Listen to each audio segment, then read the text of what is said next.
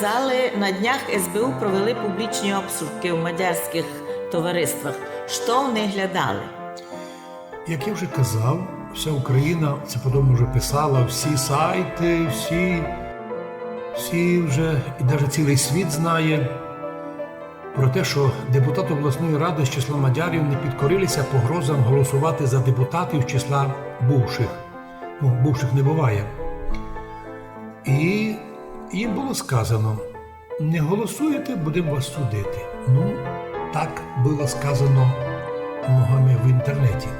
Тут важливо розуміти, що не сам факт обшуків шокував всю Україну та весь світ, та недавно розсердив Будапешт, а той факт, що СБУ на момент обшуку не мали ніяких доказів про сепаратизм мадярів, а рванули такі, рішили доказати, знайти такі докази під час обшуків, як в масках нелюдським голосом кричать.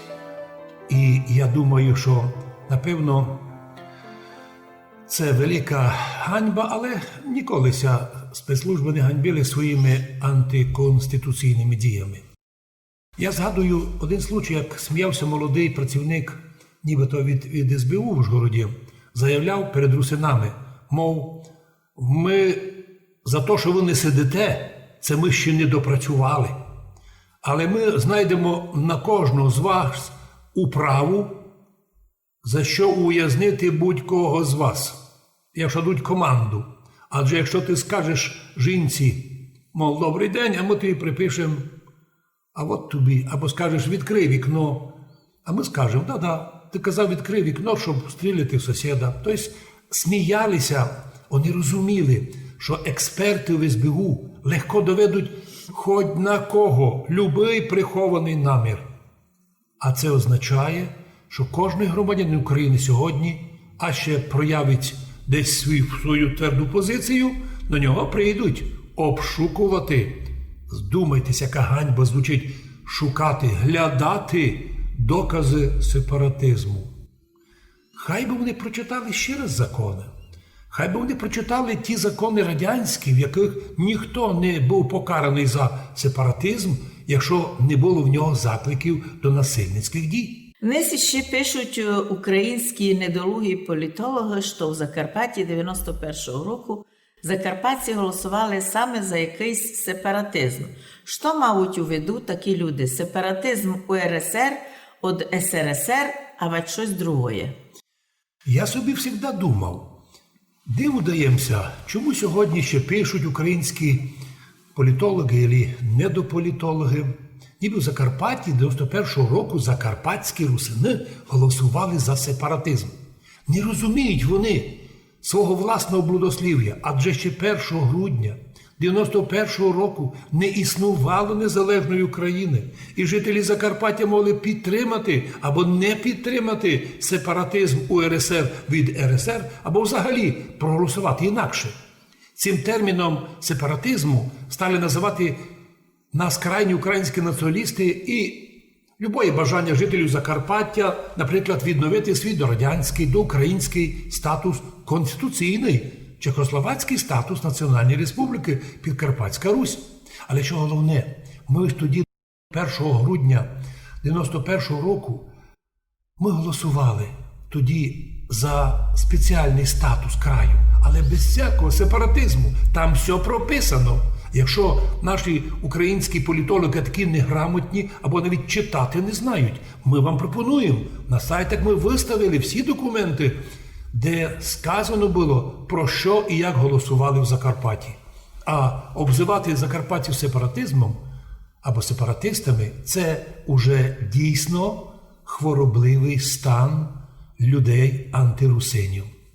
І так ми голосували за те, що гарантувалося нам, русинам, згідно закону УРСР про республіканський та місцеві референдуми. Ми проводили місцевий референдум згідно закону від 3 липня 91-го року. Адже ще, власне, незалежної України на час не існувало. Не було ще.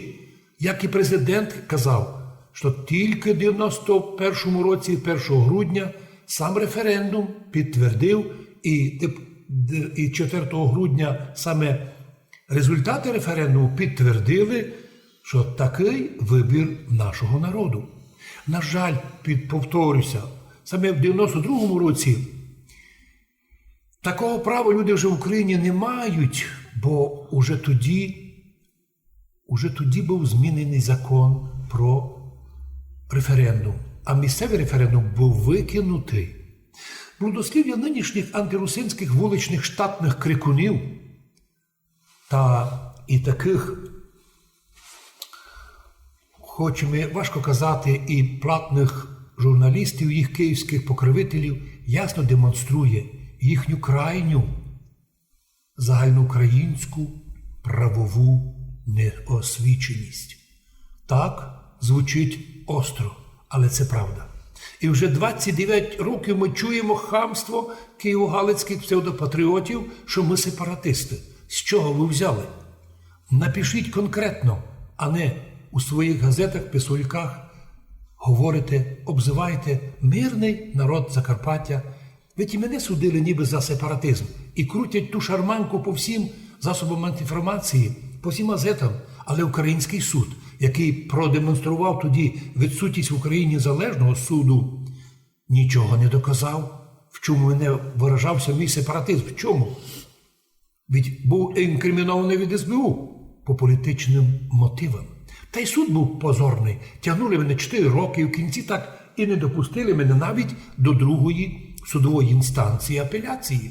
Повторили, ганебно повторили у Закарпатті, в Ужгороді суд в Україні прецедент сталінської трійки. Коли не пустили ні до апеляції і не до касації. Рішення першого суду виявилося і конечним. Ви знаєте, яка ганьба і Європейському суду по правам чоловіка. Там наші матеріали, і вони до сих пір цього не розібрали, або розібрали. Але, як вони казали, Україну вони не можуть критикувати. Тому, уви, злочин судів виявився до сих пір не оцінений Європою.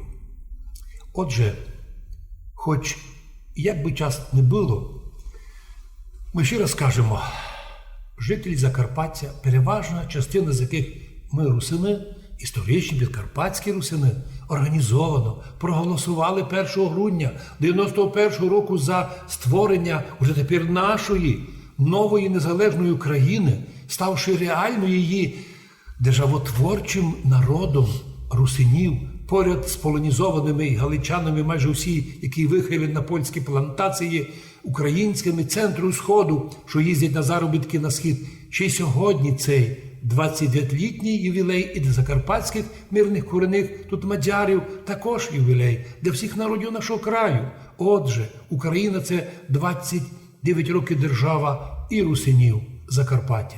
Що ж ми можемо сказати всім, хто нас обзивають? Вивчайте матеріальну частину, читайте закони, читайте результати референдуму, дивіться на ситуацію, що в Закарпатті до сих пір нема протистояння. Ми мирний народ, законопослушний, і наша держава Україна сьогодні така, що ми, русини, виходить, тепер викриваємо вороги України, що шастають по вулицям одні в масках, а другі розкрадають народні державні остатки. Це ми, русини, самі благословенні люди, громадяни незалежної України. Тож поздравляю наших русинів із 30-літтям нашого православного Томасу, який ми отримали від патріарха Алексія, і церква наша українська православна, канонічна, уже 30 років має повну незалежність. Практично лише на молитвах згадує патріарха, в остальному ми повністю незалежні. І порівнювати нас із позорною ПЦУ, котра не сміє навіть крока ступити без Туреччини, навіть і не потрібно, тому що ми дійсно незалежна, благодатна, канонічна церква, спасаюча, в якій і перебувають переважна більшість жителів України. Треба це думати деколи людям, які знаходяться на висоті великої влади. На цьому завершуємо передачу Будьте здорові! Поздравляємо з цим всіх русинів, але при тому не забуваємо, що ми живемо в країні, яку ми самі створили 20 років тому. І нічого тут якимось другим шастати, лише патріотам і маленьким в масках, щоб накурені курять димовими шашками по вулицям Ужгороду та краю.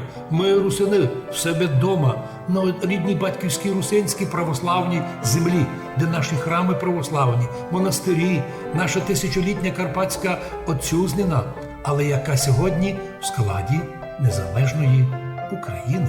На цьому передача завершена. Будьте здорові! Будьте здорові і з Богом святим!